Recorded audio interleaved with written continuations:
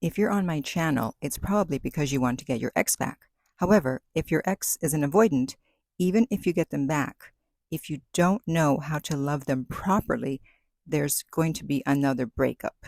So whether you're dating an avoidant or you're trying to get one back, this video is for you. But first, I want to welcome back my beautiful no contact army. Thank you so much to everyone who has downloaded my app Silencio to help you stay in no contact. And if you could give it either a review or a rating in the App Store or the Google Play Store, I will be forever grateful. And if you too would like to join our beautiful no contact army, all you have to do is hit the subscribe button and the bell notification, and you're in. And to read our manual, go to nocontactsecrets.com, where you can read 2 free chapters before you purchase the book, and the link to that is underneath every single video and podcast. Okay, so first, let's briefly define what an avoidant is. Avoidant attachment is a survival adaptation.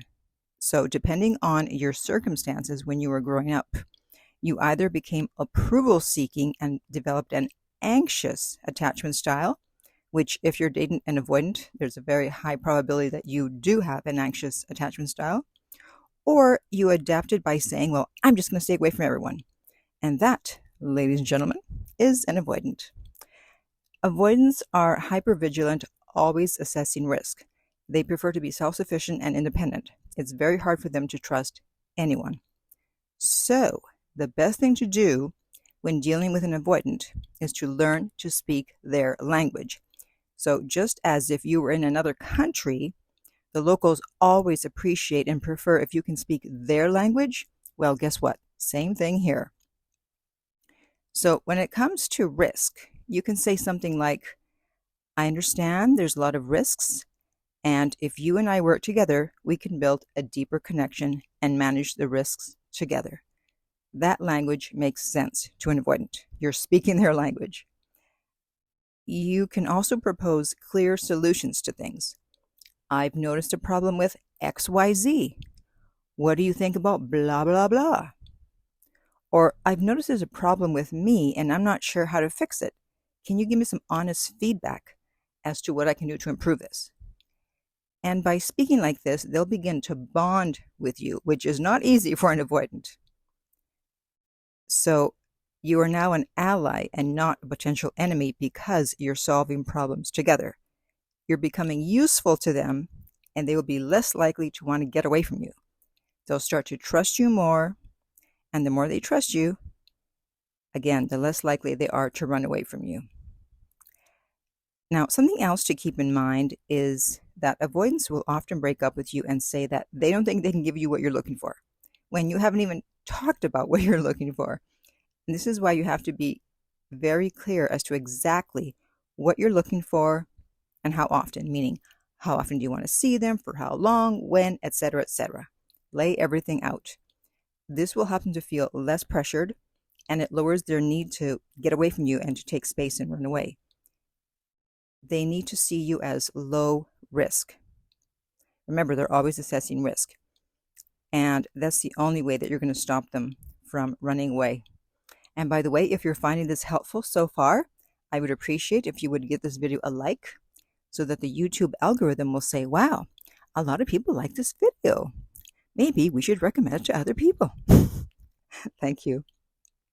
So this is why I suggest that every week you sit down and take the temperature of the relationship. What do I mean by that? I tell this to all my clients. You want to discuss the things that made you happy with your partner that week, and then you want to discuss the things that you weren't so thrilled about, because sweeping things under the rug is not going to make issues go away. But by discussing everything, putting everything on the table, and finally finding a mutually agreed upon solution, then you won't have any issues because you're discussing everything every week. You're not sweeping things under the rug. Now, you've heard of love languages, probably. Most people seem to have heard of the book Love Languages. Well, for most avoidants, their love language is when you help them avoid and manage risk. And you will, if you do that, you'll be the first person who has ever understood them and who cannot help but fall in love with someone who understands them and cares for them, no matter what their attachment style is, right? We all want someone who understands us and cares for us. So, as I mentioned before, think of avoidance as a feral cat. By agreeing to date you, or be in a relationship with you, or even marry you, what? Marriage? You manage to get the feral cat into the house, but it's sticking close to the door. One wrong move and it's out. So if you try to give too much too soon or to lock them down, they will run back outside. So make your expectations very clear from the beginning. Because in having unclear expectations, when they aren't met, you're going to become anxious and needy, and then that is going to push the avoidant away. So you say, I need this. Is that okay? I only need this much. Will that work? Say something like, I just need a good morning text, and I don't need to hear from you the rest of the day until the evening. Is that okay? And if you've ever dealt with an avoidant, you know that they need a lot of space, right? I'm an avoidant. I need my space, lots of space. So it's crucial that you let them know it's okay to take space. And just to let you know when they're taking it, otherwise you're going to take it personally and you're going to pull away. And as an avoidant, I can tell you, it's not about you. It's not you, it's me. We need our space. It has nothing to do with you. No matter how much we love you, we still need that space. So when there's a conflict or disagreement, let them know that you're there to solve it together and you're on the same team as them. You're not an adversary. I can't talk today. An avoidant will love you. And do not chase them when they pull away. I know your instinct is going to be to chase after them, especially if you have an anxious attachment style. And you need to temper that instinct. You can, if you want, leave them a message acknowledging that they pulled away and let them know that you'll be there for them when they're ready to come back. And I'm not talking about a breakup here. I'm talking about if they pull away for a day or two. And this is if you're in a relationship. If you're just dating casually, if you're not exclusive, then don't do this, because if you're not in a relationship, they can pull away as much as they want, right? So talk everything through with them in a clear, rational way. Be honest and open, and don't leave things unsaid. And this will make them feel safe. The goal is to show them that you're not going to hurt them.